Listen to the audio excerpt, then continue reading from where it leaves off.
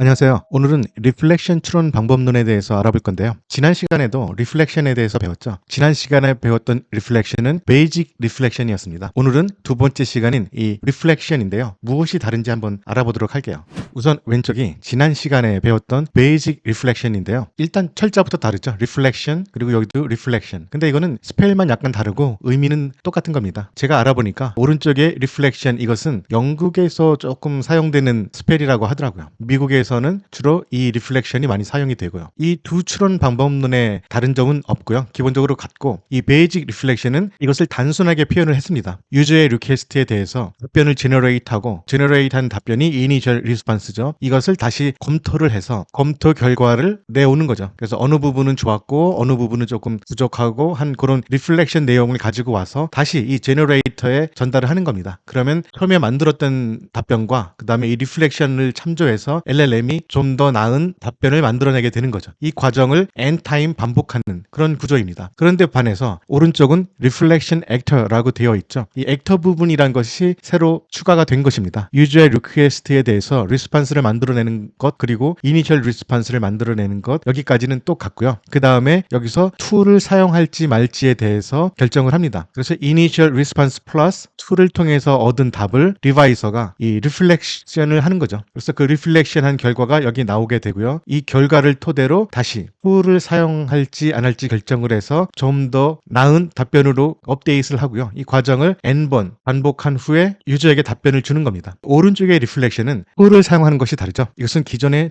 트래디셔널한 프로그래밍에서 사용하는 함수도 포함이 되는 건데요. 이 함수와 LLM과 서로 커뮤니케이션을 하기 위해서는 뭔가 답변을 구조화시켜야 되죠. 그래서 이 리플렉션은 아웃풋을 스트럭처하게 사용할 수 있도록 하이덴틱 모듈을 사용을 하고요. 그 다음에 모듈 구성도 이 액터와 이벨리웨이터와 이 평가한 것을 저장을 하는 메모리 이 세 개의 모듈을 사용을 합니다. 이 프로세스는 바로 여기서 얘기되는 리플렉션이라는 논문을 기반으로 만들어진 겁니다. 그래서 이 리플렉션 추론 방법론을 공부하기 위해서는 이 논문을 먼저 살펴보는 것이 좋습니다. 이 링크를 클릭하면 해당 논문으로 갈 수 있고요. 여기서 View PDF를 하면 그 논문을 보실 수가 있습니다. 그럼 오늘은 간단하게 이 논문을 한번 살펴보는 걸로 하죠.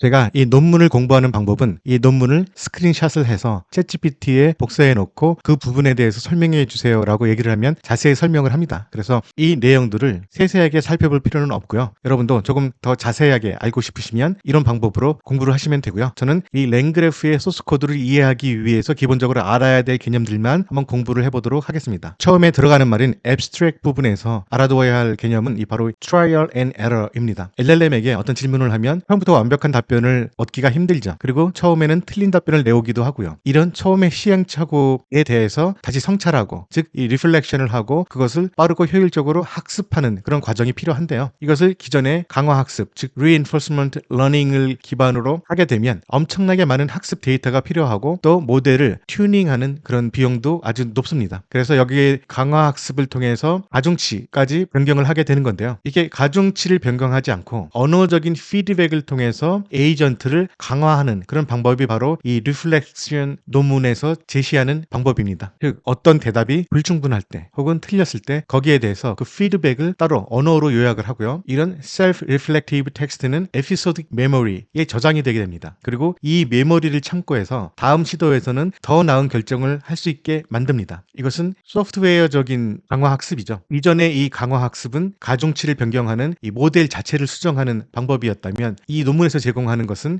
바로 이 소프트웨어적인 리플렉션 방법입니다. 그럼 그 방법을 구체적으로 어떻게 이 논문에서는 진행을 하고 있는지 거기에 대해서 살펴보도록 하겠습니다.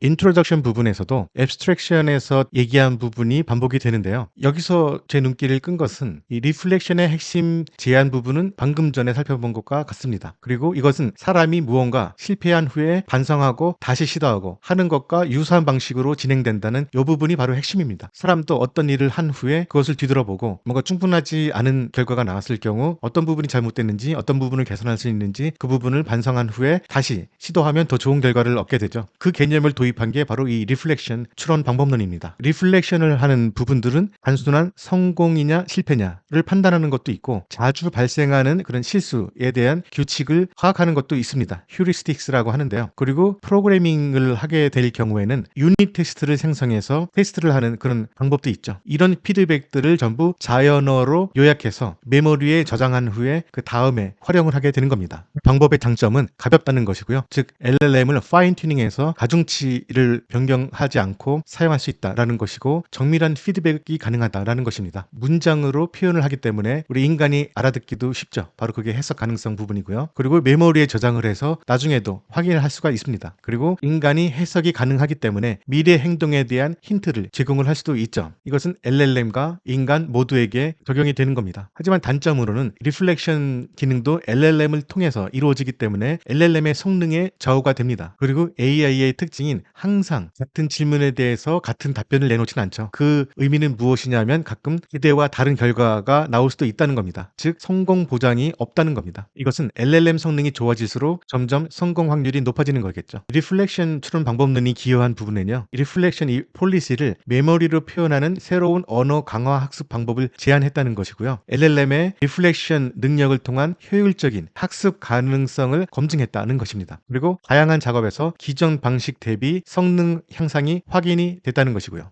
그 다음에는 이와 관련된 다른 연구들과 비교하는 것이 나오는데요. 이 부분은 관심 있으신 분들은 별도로 보시기로 하고요. 이 부분 그냥 넘어가도록 하겠습니다. 이 부분에서 이 본격적인 리플렉션의 방법론에 대해서 얘기를 하는데요. 바로 3번 Reflection Reinforcement via Verbal Reflection입니다. 강화 학습을 언어적인 리플렉션을 통해서 이뤄낸다는 것이죠. 어떻게 되는지 구체적인 방법을 알아보도록 하겠습니다. 논문에서는 이 3개의 모듈로 나눠서 이 작업을 진행을 합니다. 처음에는 액터가 있고요. 이것은 텍스트와 액션을 생성하는 그런 모델을 말하는 겁니다. 그 다음에 evaluator이죠. 유저의 질문에 대해서 액터가 답변을 내놨으면 그것을 평가하는 모듈이 따로 존재를 합니다. 그 다음에 self-reflection 부분인데요. 이 액터가 더 나은 답변을 할 수 있도록 언어로 reflection 피드백을 생성하는 모델입니다. 이 세 모듈들이 함께 작동해서 trial and error 학습을 언어적인 자기 반성, 즉 verbal reflection 기반으로 강화를 하게 되는 겁니다. 이 논문에서는 이런 식으로 표현이 되어 있죠. 바로 액터가 있고 evaluator가 있고 셀프 리플렉션이 있습니다. 처음에 초기 트레젝토리가 생성이 됩니다. 바로 궤도의 첫 부분이 생성이 된다는 거죠. 이 액터가 환경과 상호작용해서 어떤 행동을 생성을 합니다. 즉 이 액터가 environment와 상호작용을 해서 초기 트레젝토리를 사용을 하는 것이죠. 이것은 short-term 메모리에 저장이 되는 겁니다. 그래서 이렇게 생성된, 그래서 액터에서 진행이 돼서 environment와 결합을 해서 트레젝토리가 생성이 되는 것이죠. 이 생성된 것이 evaluator에 전달이 되는 겁니다. 그래서 evaluator가 그 결과를 평가해서 점수를 주게 되는 거죠. 그래서 여기서 받은 피드백을 다시 셀프 리플렉션으로 보내게 되는 거죠. 이때 액터가 생성한 이 트레젝토리도 같이 전달이 되게 됩니다. 그래서 셀프 리플렉션이 실패의 원인과 개선 방향을 자연어로 요약을 하게 되는 겁니다. 그리고 이것을 메모리에 저장을 하게 되는 거죠. 그것을 experience라고 표현을 했죠. 이 작업들을 계속 반복 수행을 하는 겁니다. 유저의 질문에 대해서 주어진 환경, 즉 여기서는 도구를 사용할 수도 있죠. 주어진 환경과 결합해서 첫 번째 결과를 나타내고 이 결과에 대해서 이벨리웨이터가 평가를 하고 그 결과와 그 평가 결과를 가지고 셀프 리플렉션이 그 내용들을 자연어로 요약해서 그것을 다시 메모리로 넣고 그 메모리가 다시 액터에게 전달이 돼서 한 단계 더 발전된 그런 답변을 내놓게 되는 거죠. 이 과정들을 N번 반복을 하면서 점점 더 나은 결과를 가지고 온다. 바로 이 그림이 이 리플렉션 논문의 핵심 개념인 것입니다. 그 다음에 Actor, Evaluator, Self-Reflection, Memory 이런 주요 개념에 대해서 설명이 나오는데요. 가장 중요한 부분이니까 한번 살펴보고 넘어가도록 하죠. 이 액터 부분은 LLM을 기반으로 텍스트나 행동을 생성합니다. 이것은 바로 리스판스를 말하는 거죠. 그 리스판스를 만들어낼 때 Chain of Thought이나 React 같은 Reasoning Action Generation 방식을 사용하기도 합니다. 이 React는 액션 부분이 들어가죠. 이것은 바로 툴을 사용하는 것을 말합니다. 이 과정에서 툴이 사용이 될 수도 있습니다. 그래서 여기서 나오는 리스판스를 이 논문에서는 Trajectory 어떤 궤도를 말하는 건데요. 상호작용을 한 기록을 생성을 하게 되는 겁니다. 이것을 short-term memory나 long-term memory 바로 이 부분이죠. 그리고 long-term memory를 참고해서 이 액터는 더 나은 결과를 내오게 되는 것이죠. 그리고 evaluator는 액터가 생성한 이 트레젝토리를 평가하는 일이 주 임무입니다. 평가 기준은 reasoning task에서 정답과 일치하는지 exact match 부분을 평가할 수 있고요. decision making task에서는 heuristic rule 일반적으로 나타내는 그런 실수, 이런 규칙 이런 것들로 평가를 평가를 하게 되는 겁니다. 이 작업들은 다 LLM이 진행을 하게 되는 건데요. 액터 LLM과 이밸류에이터 LLM을 서로 다른 것을 사용할 수도 있습니다. 어떤 LLM은 이 리스폰스를 더 빨리 생성을 한다든가 더 나은 리스폰스를 생성을 한다든가 뭐 이런 강점이 있는 LLM이 있을 수도 있고요. 다른 LLM은 평가를 잘하는 LLM이 있을 수도 있죠. 그리고 이 셀프 리플렉션은 액터와 이밸류에이터가 만들어낸 결과들을 기반으로 구체적이고 유용한 언어 피드백을 생성합니다. 버벌 리플렉션을 생성을 한다는 건데요. 예를 들어서 두 번째 액팅에서 어떤 물체를 잘못 선택했다라든가 닫는 괄호 개수만 비교해서 오류가 발생했다라든가 실수에 대한 원인이나 수정할 방향 등에 대해서 문장을 만들어서 그것을 롱텀 메모리에 저장하고 이후 행동, 즉 이 액팅에 참고를 하도록 하는 거죠. 여기서 사용되는 메모리는 short-term 메모리, 즉 방금 생성한 트래젝토리인 short-term 메모리가 있고요. 롱텀 메모리, 셀프 리플렉션 요약문들의 누적, 이런 롱텀 메모리가 있습니다. 그리고 이 롱텀 메모리는 랭그래프인 경우에는 스테이트에서 관리를 할 수도 있고요. 그리고 물리적인 DB에 저장이 돼서 활용이 될 수도 있습니다. 다시 한번 요약하면 액터가 리퀘스트에 대한 리스폰스를 생성을 하고요. 그 다음에 이밸류에이터가 그것을 평가를 하고 셀프 리플렉션이 그 실패 원인의 분석과 더 나은 결과를 얻기 위해선 어떻게 해야 된다는 것에 대해서 리플렉션 결과를 만들어내고요. 이것을 메모리에 저장을 합니다. 그리고 이 내용들을 바탕으로 액터가 다시 다음 행동을 생성을 하는 것이죠. 이 과정들을 목표 달성 시까지 아니면 특정 횟수만큼 반복을 하도록 만드는 겁니다. 바로 이 부분이 이 논문의 핵심 부분입니다. 그 핵심을 문장으로 요약을 하면 Reflection은 Actor 플러스 Evaluator 플러스 Self-Reflection 이 세 가지 모듈을 조합해서 에이전트가 시행착오 경험을 언어로 반성하고 이 Reflection을 메모리에 쌓아서 더 나은 미래 행동을 선택할 수 있도록 학습하는 시스템을 말하는 겁니다. 이 논문을 한 문장으로 표현하면 이 문장으로 표현을 할 수가 있습니다. 그 다음은 이 방법대로 실험한 그 결과들에 대해서 나오는데요. 리플렉션 말고 다른 방법론을 적용한 것들과 비교, 분석한 그런 결과가 나옵니다. 그 중에서 도표로 정리한 것들을 잠깐 보면은요. 회색은 리액트만 사용했을 경우의 실험 결과이고요. 그 다음은 리액트 플러스 리플렉션, 이 파란색은 휴리스틱스를 적용했을 때이고 녹색은 GPT 기반의 셀프 리플렉션을 적용했을 때를 나타내는 건데 비슷하게 리액트 온리보다 좋은 성과를 보여주고 있습니다. 그리고 hallucination과 inefficient planning을 비교를 한 것도 hallucination인 경우에도 리액트 온리인 경우에는 그렇게 크게 반복한다고 해서 성능이 좋아지진 않았는데요. 리플렉션을 같이 적용한 결과 hallucination이 급격하게 감소하는 그런 경향을 보이고 있죠. 그리고 inefficient planning도 마찬가지로 리플렉션을 적용을 하면 거의 0에 수렴하는 비효율적인 플래닝이 감소하는 그런 모습을 보여주고 있습니다. 핫팟 QA सक्세스 레이트도 마찬가지로 chain of thought만 적용한 경우나 react only만 적용한 경우는 이 회색들인데요. 이 리플렉션을 같이 적용했을 경우 훨씬 더 좋은 성과들을 보여주고 있죠. 여기도 마찬가지로 리플렉션을 적용했을 경우 훨씬 더 좋은 성과를 보여주고 있습니다. 다음은 이 논문의 마무리 부분인데요. 이 방식의 한계점은 아무래도 LLM을 통해서 평가를 하기 때문에 최적의 답이 아니라 국지적 최적에 빠질 수 있고요. 메모리에 한계가 있죠. 셀프 리플렉션 정보를 메모리에 담아두게 되는데 벡터 데이터베이스나 SQL 저장소 같은 물리적인 DB에 저장을 하지 않는 한 용량의 한계가 있고요. 그래서 향후에는 발전된 메모리 구조를 확장하는 것을 이 논문에서는 제안을 하고 있습니다. 그리고 이 방법은 특히 프로그래밍 관련된 영역에서는 더 많은 한계가 도출이 되는데요. 이 부분은 앞으로 좀 더 연구할 부분으로 제시를 하고 있습니다. 브로더 임팩트 부분을 보면은 긍정적인 영향으로는 앞으로 인터넷, 소프트웨어, 그다음에 로봇, 인간 등 다양한 환경과 상호작용할 때 효율성을 높일 수는 있지만 잘못된 사용으로 인한 위험도 커질 수가 있습니다. 그래서 안전성과 윤리성을 강화하는데 더 많은 노력이 필요하다고 얘기를 하고 있고요. 다만 기존의 강화학습, 즉 가중치를 변경하는 그런 방식의 강화학습에서 나오는 문제점을 완화시켰죠. 기존의 강화학습의 문제점은 시간이 오래 걸린다는 거죠. 그리고 리소스가 굉장히 많이 든다는 것이고 이 두 가지의 문제점을 완화했다는 것이 바로 소프트웨어적인 리플렉션 방법론의 성과라고 할 수 있겠습니다.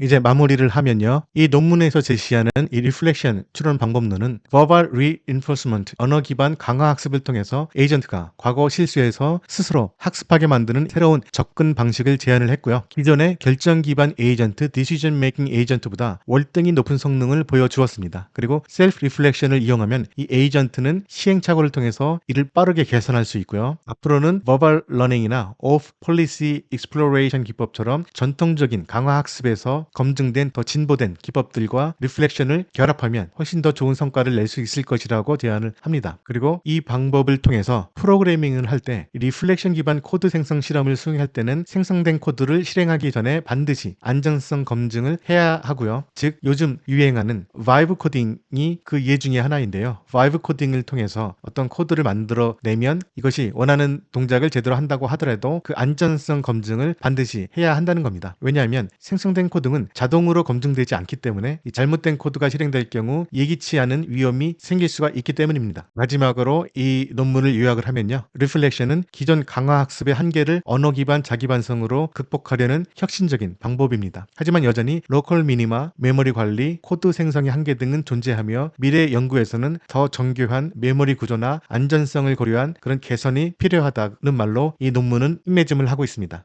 그리고 이 논문을 기반으로 랭그래프에서 만든 튜토리얼 소스코드가 이것이고요. 이전과 마찬가지로 소스코드를 저의 콜랩 페이지에 옮겨와서 실행을 할 수 있고 또 한글로도 번역을 해서 공부하기 편하게 만들어 놨습니다. 콜랩 페이지 링크는 이 비디오의 디스크립션란에 복사해 놓도록 하겠습니다. 리플렉션은 쉰이라는 저자와 다른 연구진이 개발한 이 언어적 피드백과 리플렉션을 통해서 학습하도록 설계된 그런 아키텍처를 말하는 것이고요. 방금 살펴봤던 논문에서 나왔던 대로 액터 부분이라는 모듈이 여기서 사용이 되고 그다음에 evaluator라는 모듈이 여기서 사용이 되죠. 그리고 이것을 셀프 리플렉션을 하는 여기 셀프 리플렉션 부분이 이 부분에서 구현이 되게 되고요. 이것이 메모리에 저장이 돼서 그 다음에도 계속 이용이 되죠.